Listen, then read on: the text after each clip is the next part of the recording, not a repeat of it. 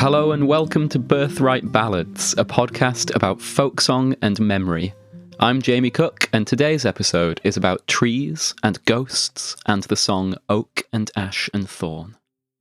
Of all of the trees that grow so fair, old England to adorn, greater are none beneath the sun than oak and ash and thorn. Sing oak and ash and thorn, good sirs, on a midsummer's morn. Surely we sing of no little thing in oak and ash and thorn.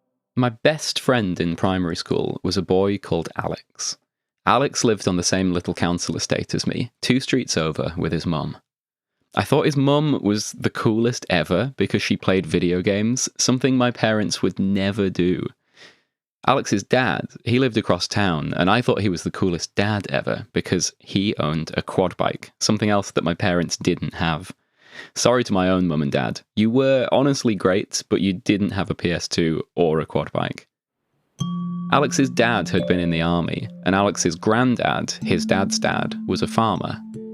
They both had that same down-to-earth, worldly-wise, no-nonsense outlook that their respective lives had given them, and I loved hanging out with them, these 3 generations of hardened northern men. I would go over to Alex's dad's place, and we'd load the quad bike onto the trailer, jump into the back of his ancient Land Rover, and speed off down the back roads and country lanes up to his granddad's farm, trying to catch some air over the humpback bridges. As is often the case when you're a kid, I have no idea where the farm actually was. I couldn't locate it on a map. When you're not the driver, the places that you go as a kid exist in their own strange bubble, slightly fantastical and unreal and disconnected, and so it was with the farm. Alex's granddad's farm was haunted by the ghost of a man named Edward. Edward had been the previous owner of the farmhouse and had died in mysterious circumstances, and he was buried on the land somewhere nearby. I didn't really believe in ghosts as a child, but I also didn't really question the existence of Edward. My friend's granddad was old, and the farmhouse even older, and who was I to doubt their wisdom? And anyway, strange things happen in places like this. Occasionally, we would stay overnight, my friend Alex and I. There was an ancient, squat-looking organ downstairs in the dining room. It must have been there for half a century at least, and sometimes in the dead of night, we would hear it droning and wheezing, a haunting note echoing up the stairs. Alex would tell me that it was just mice running across the quays, but invariably we would then hear his dad or his granddad stomping down the stairs and shouting, "Edward!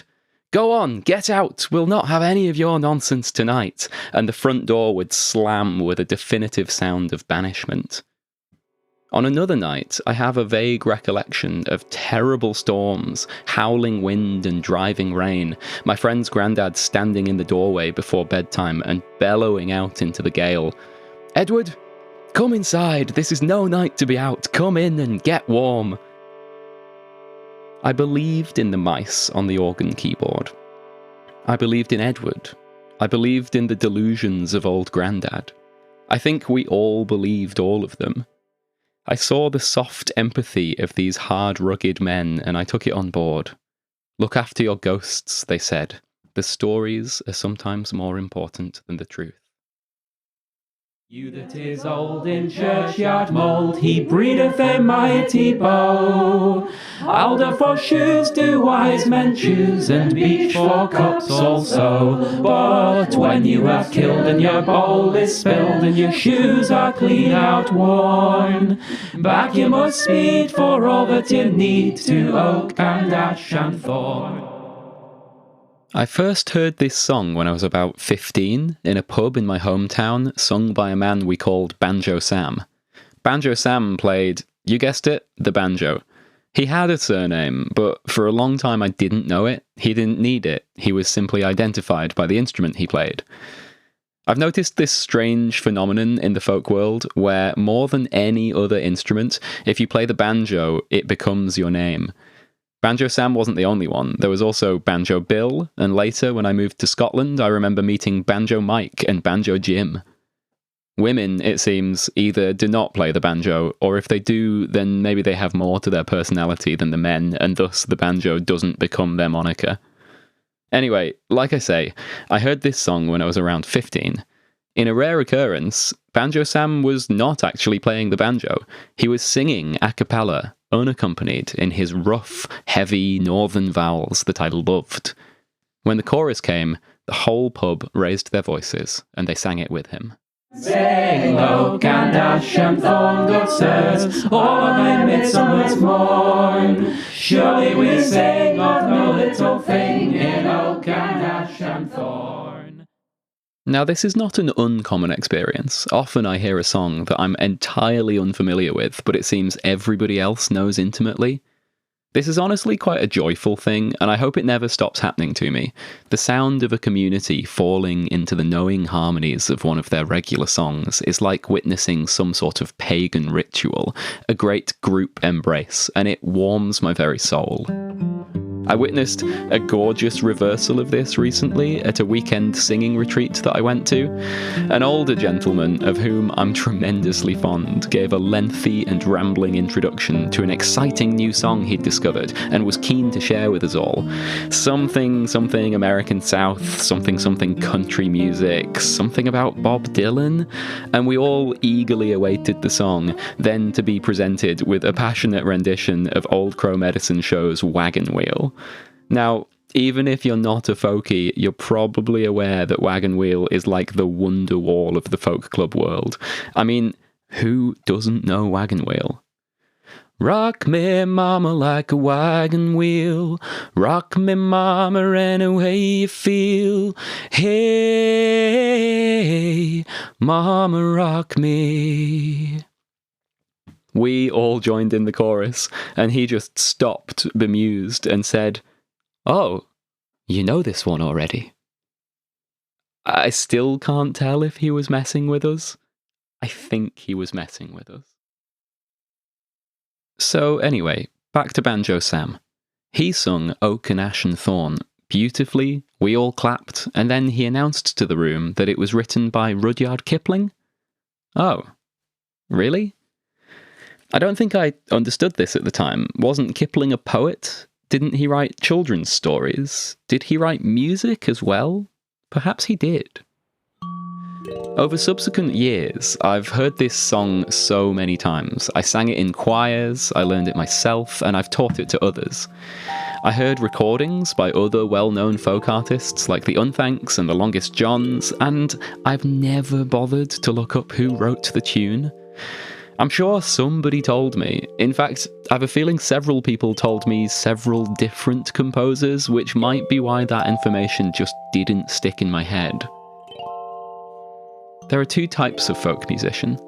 There are the ones who meticulously memorise every detail, every phrase, word, and date, and they'll tell you that there's a right way to sing it, and that your way is the wrong way to sing it. And then there's the other type. The ones who just have songs buried in their heads and they're not quite sure where they came from. They forget the words, the tunes, the origins, and they sort of make it up as they go along, embracing the organic in the music. I don't know why, but I resonate with the latter people more. Folk is malleable.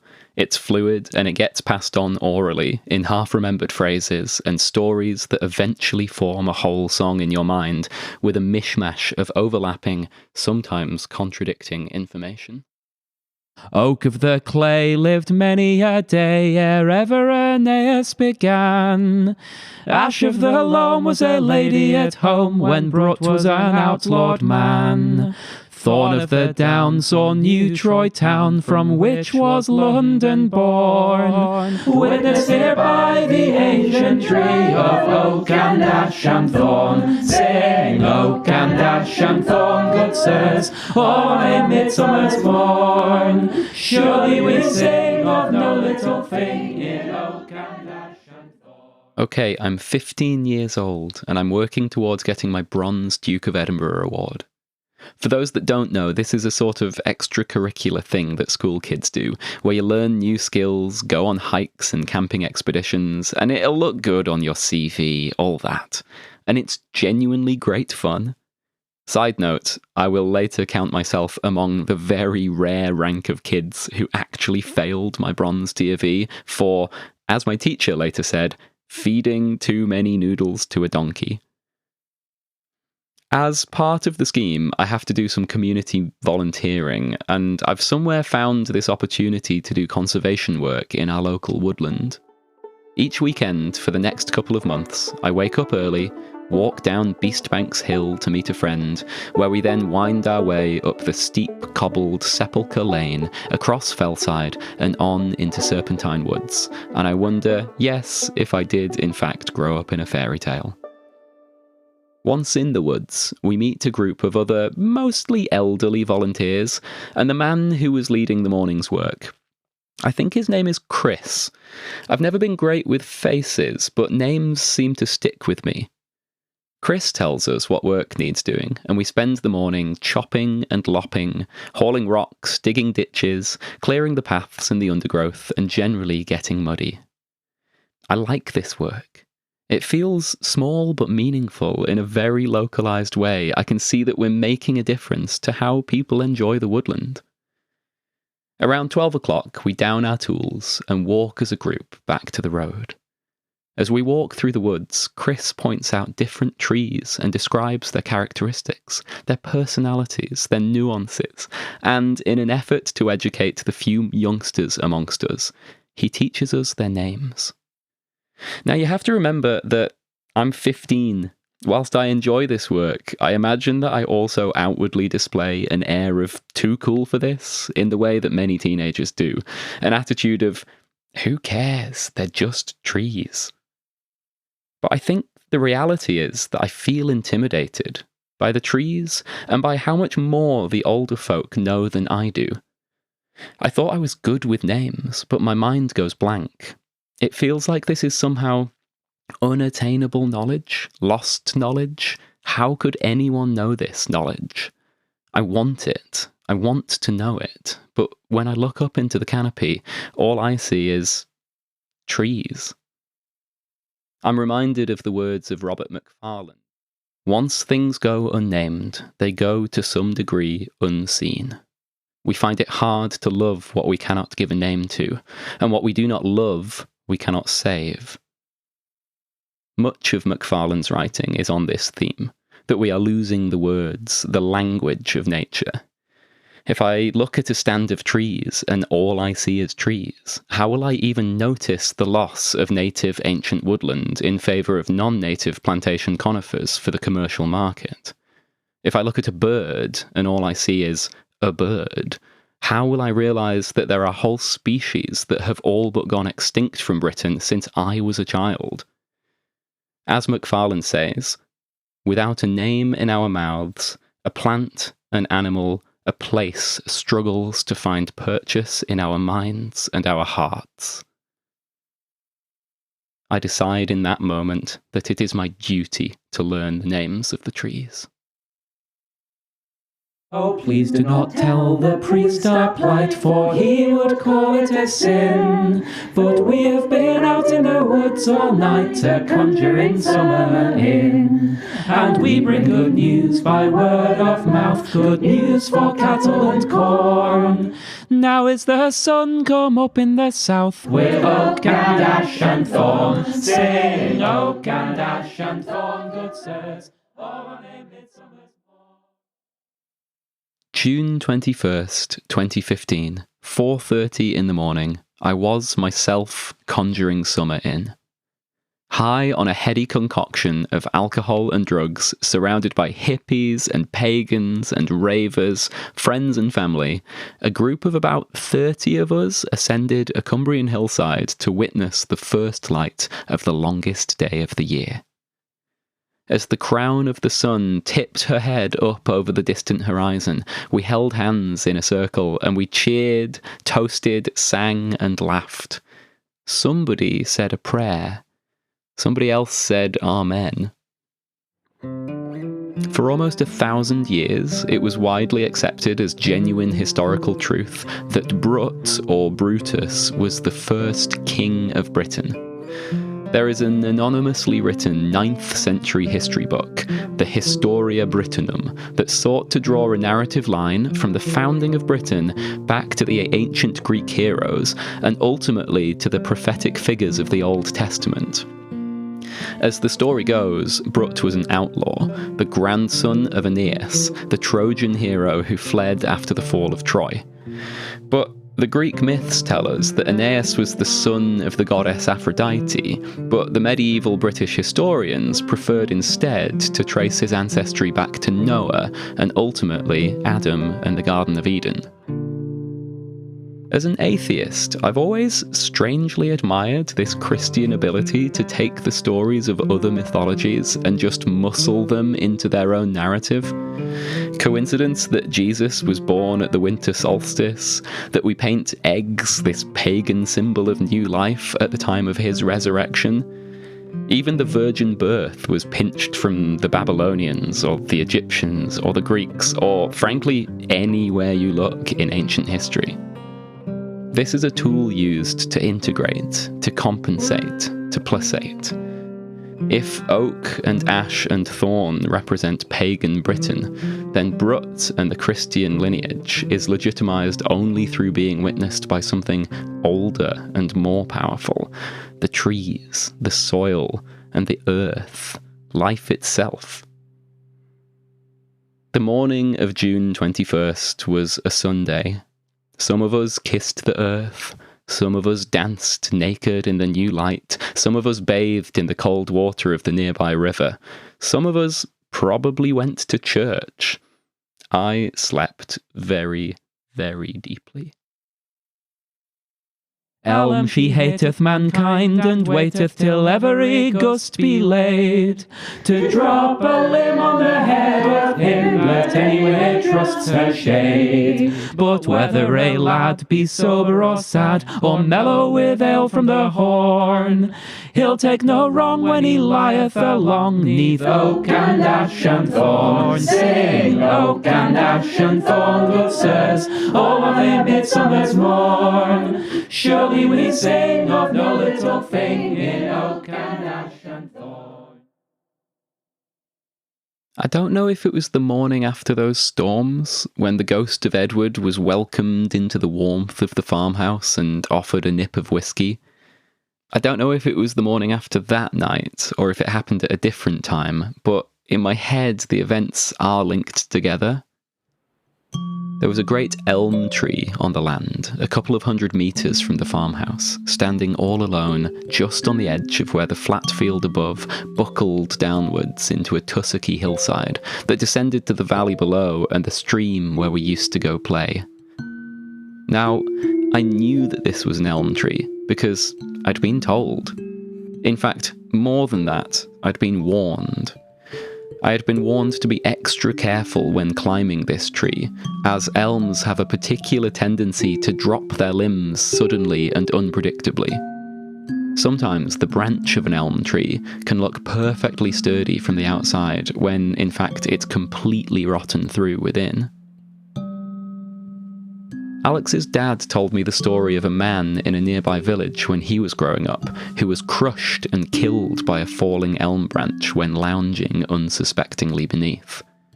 And I used to think, was that how Edward died?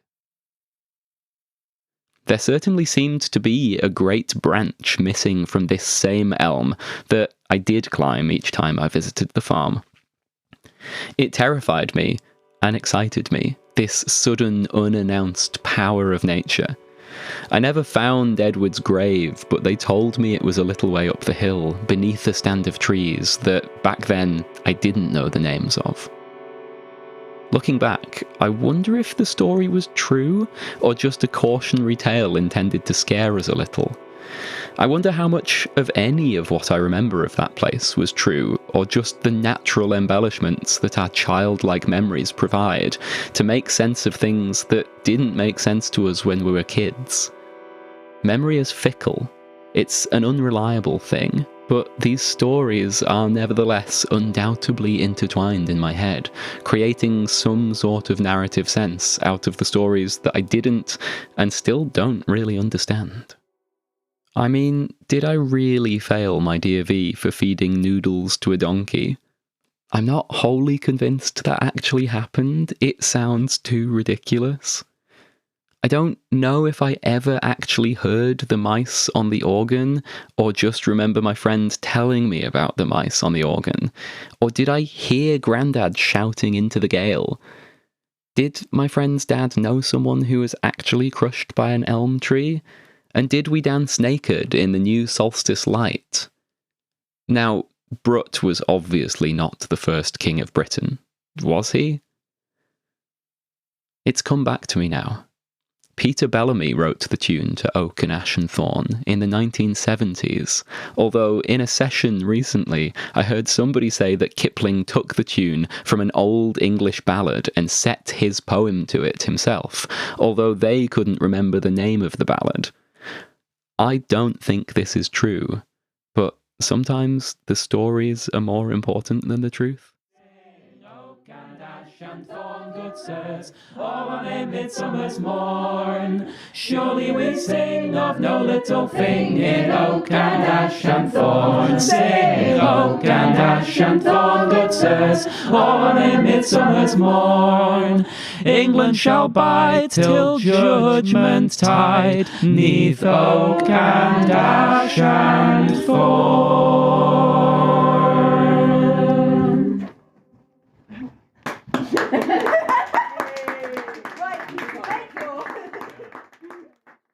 Thanks for listening to Birthright Ballads, which was written and produced by me, Jamie Cook. My thanks also go to the singers at the Waverley Bar Folk Session. I adore singing with those guys.